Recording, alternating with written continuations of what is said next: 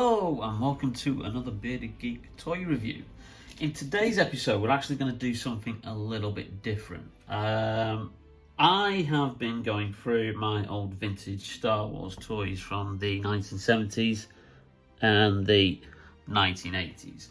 And obviously you've been looking at those figures. I've been trying to get some of the ones I'm missing on eBay. And also being quite unsuccessful because they're going for stupid amounts of money. But what I've also found is that some of my toys, because they were extremely well played with, and these toys are effectively over 40 years old now, they are looking a little bit worse for wear. And having a look on the internet, there is a way in which to try and bring them back to their luster of back in the old days, so they actually look a little bit better and brand new. So what we've got here is we've got my original kind of Stormtroopers, and as you can see they are of various different degrees of colour, because sometimes the plastic that was used yellows over a period of time. And then we've got a Biker Scout here, and then another Biker Scout there, so you can see the yellowing on them as well. And then I've got my 3 Stormtroopers, so we've got that guy there. Oh, we'll put him on the end there. There we go. And then we've got this guy here, so he's looking a little bit worse for wear. Oh, the Scout Trooper's just fallen over. And then we have this guy here who looks like he's been smoking 60 a day for the last 40 years, and I'm not even sure he's going to stand up properly, because this guy here is actually, no, he's not. He's actually my very first Star Wars figure that I got in early 1978. I got this guy, I got an R2-D2, and I got an X-Wing. It's one of my earliest childhood memories. I don't know why I got those 3 things. It wasn't my birthday, it wasn't a Christmas. I remember it being sometime in the spring or summer. So perhaps it was a well done for doing well at school or something, or having a good report card. If you had report cards when you were like 5 years old, pretty sure you did. But yeah, this guy is probably the worst. Just obviously look how he is.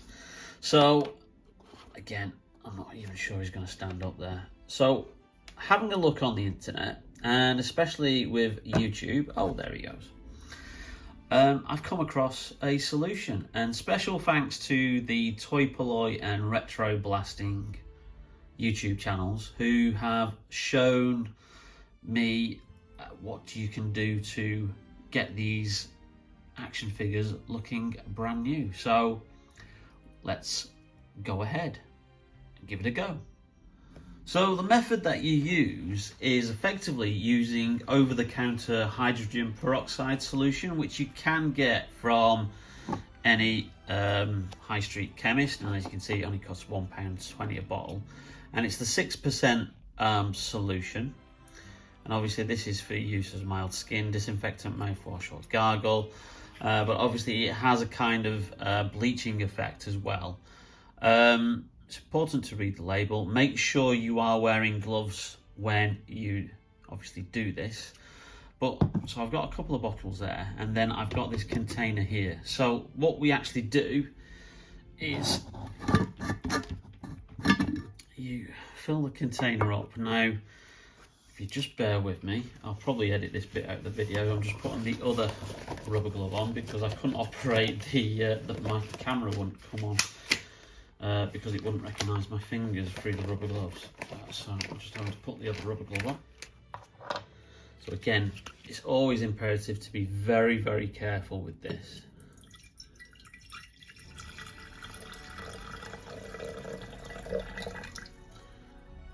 Okay.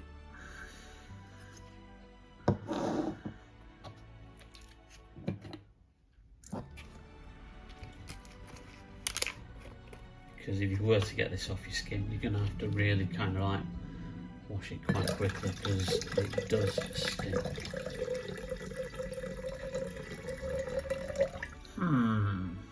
I'm thinking, should I have got 3 bottles? Well, we'll see how we get on. So what you do is you then are going to put the action figures in the solution, obviously.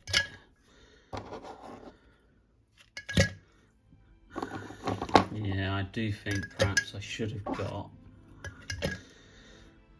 given the amount of figures that I've got here, perhaps I should have got another bottle.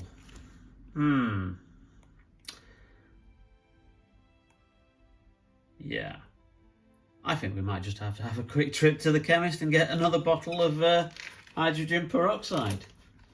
With the magic of video editing, we will be right back. Okay, so we went and bought some more hydrogen peroxide because I didn't realise actually that it would take that much. So they're all submerged now. So what we do need to do is put on your top and make sure that that is airtight.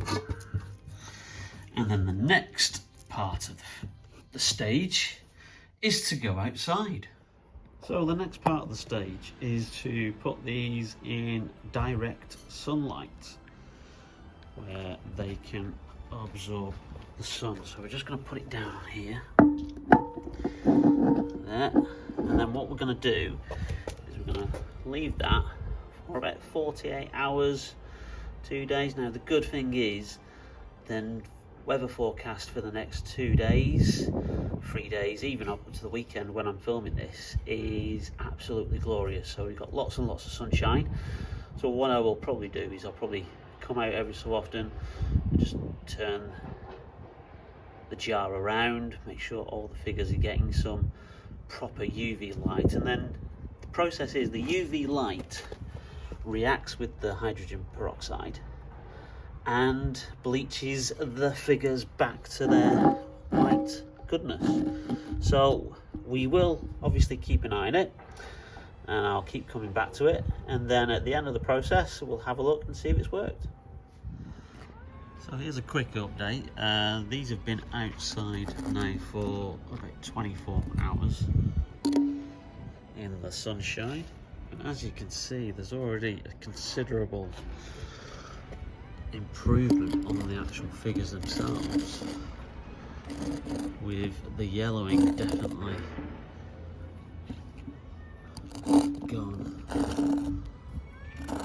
So certainly one of them, which I think is that one, which is my oldest figure, looks to have improved significantly. So I'm going to keep him in the sunshine for a little bit longer, probably about another 24 hours, and then we'll have a further look at them later. So end of the second day, and as you can see, the hydrogen peroxide does seem to be working quite a treat. I think what we're probably going to do is just rearrange the figures one more time and then leave them out for a couple more hours in tomorrow's sunshine, and then we'll get them washed and have a closer look and see if it's worked. So 2.5 days in the sunshine, and I think we can safely say they are looking very, very good. So the next stage of the process is to get them out of this hydrogen peroxide and give them a good wash in good old-fashioned soapy water.